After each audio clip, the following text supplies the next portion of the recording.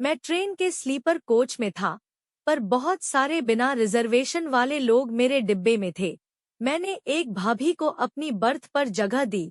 उसके बाद मैंने भाभी का मजा लिया। मैं ट्रेन से जाने की तैयारी कर रहा था।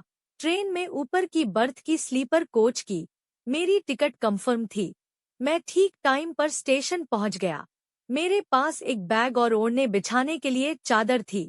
ट्रेन अपने टाइम से आई और चल दी। 10 ही मिनट के अंदर ट्रेन में इतनी भीड़ हो गई जैसे और सारी ट्रेनें कैंसिल हो गई हों। मेरी रिजर्व बर्थ होने के बावजूद मुझे अपनी बर्थ तक पहुंच पाने का अवसर बड़ी मुश्किल में मिल सका। भीड़ हद से ज्यादा थी, इसलिए मुझे नीचे सीट पर बैठने का मौका नहीं मिला। मैं ऊपर की बर्थ पर चला गया। ट्रेन 10 मिनट देरी से चली। गाजियाबाद के करीब ट्रेन पहुंची तो बारिश होना शुरू हो गई। इससे गाजियाबाद से आने वाले लोगों की भीड़ और बढ़ गई। कुछ टाइम बाद जब टीटी आया तो सबने टिकट चेक कराए जो बिना रिजर्व टिकट के थे। उनकी टीटी ने जेब काटी। जब टीटी था उसी समय मैं ऊपर की बर्थ से नीचे उतर आया। मुझे सुसु लगी थी। जब मैं बाथरूम से वापस आया तो मेरी ऊपर वाली सीट पर एक भाभी आकर बैठ गई थी। भाभी जवान दिख रही थी। नीचे भीड़ भी ज्यादा थी, तो मैं भी ऊपर अपनी बर्थ पर जाने लगा। वो बोली, ये आपकी सीट है। मैंने हाँ में उत्तर दिया। इस पर वो बोली कि ठीक है, मैं थोड़ी देर में टीटी से अपने लिए सीट पक्की करवा लूंगी। अभी भीड़ ज्यादा है। इस पर मैंने कहा, कोई बात नहीं, आप बैठ सकती हो। मैं बर्थ पर आ गया और अपने फोन में फेसबुक फ्रेंड्स के साथ लूडो खेलने लगा। वो बार बार मेरी तरफ देख रही थी। मैंने उनसे खेलने को पूछा तो वो बोली ओके। मैं और भाभी नॉर्मली लूडो खेलने लगे। कोई 4 से 5 मैच खेलकर हमने खाना खाने का प्लान किया और टिफिन निकालकर खाना खाने लगे।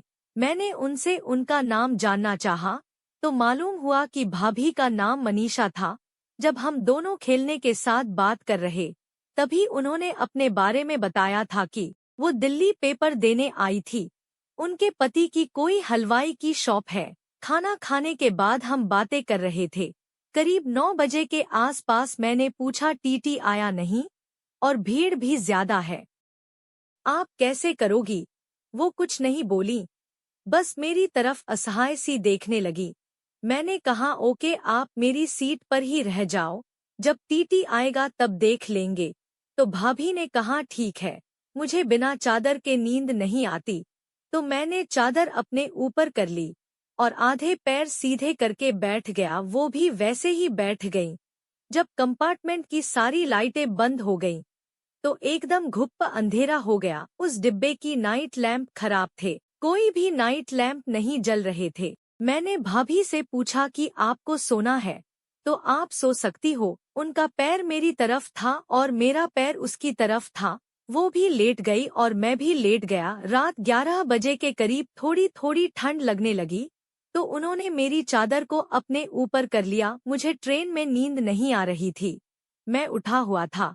फिर जब भाभी ने अपने पैर सीधे किए और चादर को अपने ऊपर पूरा ढक लिया तो मैं डर गया और हल्का सा खुद को सिकोड़ कर पीछे कर लिया। फिर अचानक से भाभी ने करवट बदल ली।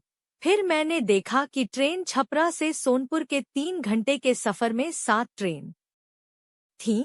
तो मैंने भाभी से पूछा कि अगर आप चाहे तो हम इधर उतरकर किसी होटल या रूम को 1 घंटे के लिए सकते हैं। भाभी ने कुछ पल सोचा, फिर बोली, आपको तो आगे जाना है। मैं बोला कि आगे एक स्टेशन जाने की 6 से 7 ट्रेन है, मैं उनमें से किसी भी ट्रेन से चला जाऊंगा। वो बोली कि मैं अपने पति को क्या बोलूंगी।